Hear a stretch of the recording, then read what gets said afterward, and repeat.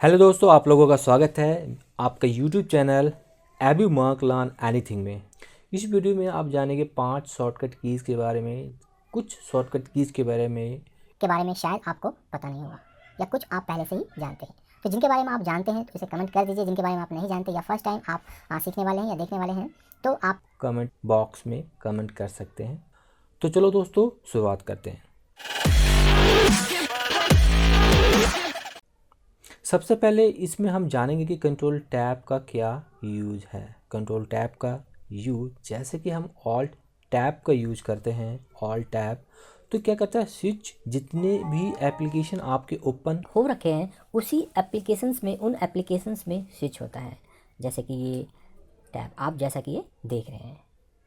लेकिन मान लो आपके पास मल्टीपल एक्सेल फाइल या एक्सेल बुक ओपन हो रखी है, उन फाइलों में आप स्विच करना चाहते हैं कि सिर्फ एक्सेल्स की ही फाइल या फिर एक्सेल की ही जो वर्कबुक है सिर्फ उसी में स्विच हो, तो आप उसके लिए कंट्रोल टैब का इस्तेमाल कर सकते हैं। अगर मैं यहाँ पर कंट्रोल टैब करता हूँ तो मेरे यहाँ पर सिर्फ 2 वर्कबुक खुली हुई है। एक तो एबी मंक 2 के नाम से मैच, और दूसरा आप यहाँ पर देख रहे हो बुक 1 के नाम से। अगर मैं इसको बंद कर देता हूँ, अब यहाँ पर मैं कंट्रोल टैब करूँगा तो यहाँ पर ये कुछ भी डिस्प्ले नहीं करेगा, कुछ भी फंक्शन ये वर्क नहीं करेगा। क्यों नहीं करेगा? क्योंकि यहाँ पर आपके एक से ज़्यादा मल्टीपल वर्कबुक ओपन नहीं हो रखा है, एक ही वर्कबुक ओपन हो रखा है। अगर मैं यहाँ पर कंट्रोल एन के थ्रू मल्टीपल वर्कबुक ओपन कर लेता हूँ तो आप यहाँ पर देख सकते हैं। अगर मैं यहाँ पर कंट्रोल टैब करता हूँ तो आपको यहाँ पर मल्टीपल वर्कबुक के बीच में ही ये स्विच करता है। तो आपको यहाँ पर अभी आप देखोगे कि बुक 1 पे है और कंट्रोल टैब दोबारा करता हूँ तो बुक 6 पे आ गया है। कंट्रोल 5 करता हूँ, कंट्रोल टैब करता हूँ तो बुक 5 पे आ गया, 4 पे, 3 पे एंड 1 पे दोबारा रिवर्स आ गया है। तो ये क्या कर रहा है, स्विच कर रहा है। जितने भी हमारे यहाँ पर वर्कबुक ओपन हो रखे हैं उन्हीं में ये स्विच करता है। तो दोस्तों, आशा करता हूँ ये आपको ट्रिक समझ में आ गई होगी। तो अब हम आगे बढ़ते हैं। दूसरे नंबर पर है control insert, same as a copy command. इसका बहुत ही रेयर यूज किया जाता है। रेयर का किसी को इसमें पता ही नहीं है, और जिनको पता भी है तो वो कंट्रोल सी ही यूज करते हैं, जो कि मोस्ट यूज़फुल कमांड है, शॉर्टकट कीज़ है कंट्रोल सी। तो कंट्रोल इंसर्ट ये आपको पता होना चाहिए। सम टाइम अगर आपका सी बटन या फिर की जो भी आपके कीबोर्ड में सी की है वो वर्क नहीं कर रहा है, then you can choose the this option for the control C instead of the control C. अगर आपको कोई कॉपी करना है तो उसके लिए आप कंट्रोल इंसर्ट का इस्तेमाल कर सकते हैं। अब बढ़ते हैं हम आगे तीसरे नंबर शॉर्टकट कीज़ के। तो नेक्स्ट जो शॉर्टकट कीज़ है कंट्रोल होम। कंट्रोल होम का मतलब होता है कि घर जाना, यानी घर, कंट्रोल और होम। शायद अगर ज़िंदगी में भी ऐसा होता कंट्रोल होम तो आप कंट्रोल होम बटन दबाते आप घर चले जाएं। लेकिन ये वो वाला होम नहीं है। ये होम है कि होम का मतलब इस कीबोर्ड में होता है कि बिगिनिंग में अपने कर्सर को लेके जाना, ठीक है, लाइन में या आपका किसी भी एमएस ऑफिस में अगर आप होम प्रेस करते हो तो क्या करता है, कर्सर आपका लाइन के बिगिनिंग में चला जाता है या पेज के बिगिनिंग में चला जाता है या फिर फर्स्ट सेल में चला जाता है। तो इसके मल्टीपल वर्क है। लेकिन इस यहाँ पर हम बात कर रहे हैं कंट्रोल होम। अगर हम कंट्रोल होम के साथ इसको प्रेस करते हैं तो यहाँ पर move to the beginning of the worksheet, तो वर्कशीट है ये। अगर मेरा कर्सर यहाँ पर है, मैं कंट्रोल होम करता हूँ तो ये यहाँ पे आ जाता है।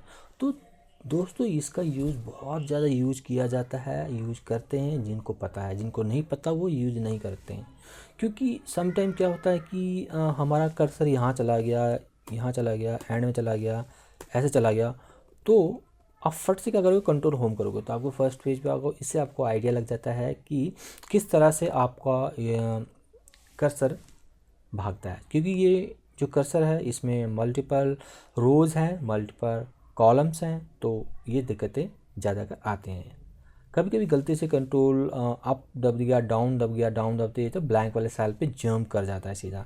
इस तरह की प्रॉब्लम आपको आएगी अगर आप बिगिनिंग में हैं और आप एक्सेल यूज करते हैं, मल्टीपल रो कॉलम में, तो इस तरह की दिक्कतें आती हैं। तो इसमें आप क्या करोगे, सबसे पहले कंट्रोल होम प्रेस करोगे तो आपका फर्स्ट पेज पर आ जाएगा। दूसरा इसका यूज है, कह रहा है कि फार्मूला बार के अंदर अगर आपका कर्सर है उसको आप बिगिनिंग में लाने के लिए भी कंट्रोल होम का इस्तेमाल कर सकते हैं। वो कैसे, अगर मान लो ये फार्मूला बार है, इसको आप देख सकते हैं फार्मूला बार है, आपके यहाँ पर स्क्रीन पर आ गया है, ये भी एंड में है ना। अगर मैं कंट्रोल होम प्रेस करता हूँ तो आप देखोगे कि ये बिगिनिंग में आ गया है, beginning of the line, line के बिल्कुल स्टार्टिंग में ये कर्सर आपका यहाँ पर आ गया है।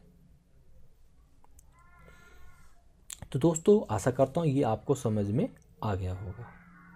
कंट्रोल होम हम प्रेस करते हैं तो लाइन के बिगिनिंग में जाने के लिए, या फिर बिगिनिंग ऑफ अ वर्कशीट यानी कि सेल A1 के सेल में जाने के लिए, A1 सेल में जाने के लिए इसका इस्तेमाल हम करते हैं। अब दोस्तों हम आगे बढ़ते हैं पेज अप का, कंट्रोल पेज अप का। काफ़ी लोगों को भी पेज अप का इस्तेमाल नहीं करना आता है, मीन्स उनको पता ही नहीं है, तो वो कैसे यूज इसका करेंगे। तो कंट्रोल पेज अप कब काम करेगा, जब भी आपका आप किसी शीट 1 के अलावा, यानी जो आपके sheet number sequence number 1 sheet पर है, जैसे कि यहाँ पे देखोगे तो यहाँ पर सीक्वेंस नंबर पे कौन सी शीट है, शीट 1 ही है। तो हो सकता है शीट 1 ना हो, इसको आपने मूव करके इधर लाया हो और शीट 2 हो, ठीक है ना। तो जो भी फर्स्ट नंबर पर आपकी शीट है, कंट्रोल पेज अप करता हूँ तो यहाँ पर मुझे कुछ भी ये फंक्शन वर्क नहीं कर रहा है। क्यों नहीं कर रहा है, क्योंकि आपको शीट 2 से प्रीवियस कोई भी सीट अवेलेबल नहीं है। कैसे, अगर मैं शीट 3 पे जाता हूँ, यहाँ पर मैं पेज कंट्रोल पेज अप करता हूँ तब ये वर्क करेगा, क्योंकि शीट 3 से शीट 1 प्रीवियस था, शीट 1 का प्रीवियस शीट कौन था, शीट 2। तो हम दोबारा आते हैं हम अपनी शीट पर। तो इससे आपको समझ में आया हो कि move to the previous sheet in a workbook, this is a workbook and these are the sheets. यानी जहाँ पे भी आपको कर्सर है उससे पहले वाली शीट पे अगर आपको जाना है तो कंट्रोल पेज अप का कर सकते हैं। ठीक है दोस्तों, इसको मैं दोबारा फर्स्ट नंबर पे ले आता हूँ। तो यहाँ पर मूव टू द प्रीवियस आपको समझ में आ गया हुआ कंट्रोल पेज अप का। अब हम आगे बढ़ते हैं, last but not the least. तो दोस्तों कंट्रोल एंड का भी सेम वैसा वर्सा है कंट्रोल होम का, यानी कंट्रोल होम से हम क्या कर रहे थे, beginning of the line and beginning of the workbook, यानी बिगिनिंग में जा रहे थे, शीट में हो या फिर लाइन में हो। तो इसी तरह से अगर हमें एंड में जाना है लाइन के या फिर शीट के एंड में तो आपको कंट्रोल होम। लेकिन एंड में जाने का मतलब ये नहीं है कि आप यहाँ से सीधा एंड, अगर शीट का एंड देखोगे तो यहाँ पर है, किस नंबर सेल पर, ये जो आप सेल देख रहे हो इस नंबर सेल पर है एंड।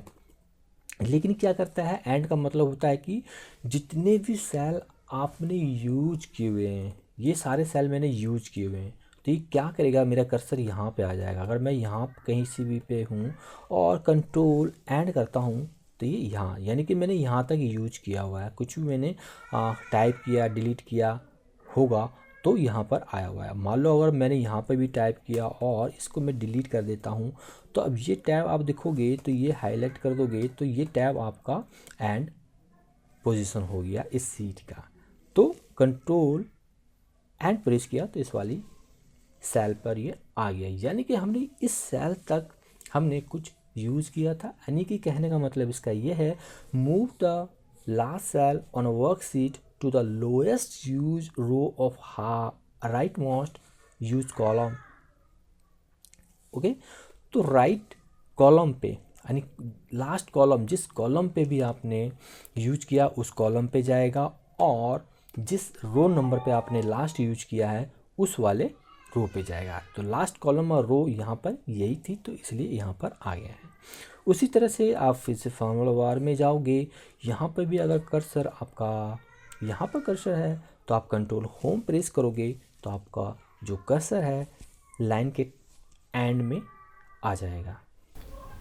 दोस्तों आशा करता हूँ आपको इस वीडियो के थ्रू कुछ नई चीज़ें सीखने को मिला होगा। तो दोस्तों अगर आपने कुछ सीखा है या फिर आपके माइंड में कुछ भी क्वेरी आ रही है, कुछ आपके पूछने की इच्छा हो रही है तो आप मुझे कमेंट कर सकते हैं, मुझे मेल भी कर सकते हैं abbymonk@gmail.com। तो दोस्तों वीडियो को शेयर कीजिए जो भी एक्सेल सीखना चाहते हैं। तो दोस्तों मिलते हैं नेक्स्ट वीडियो में, तब तक के लिए बाय बाय।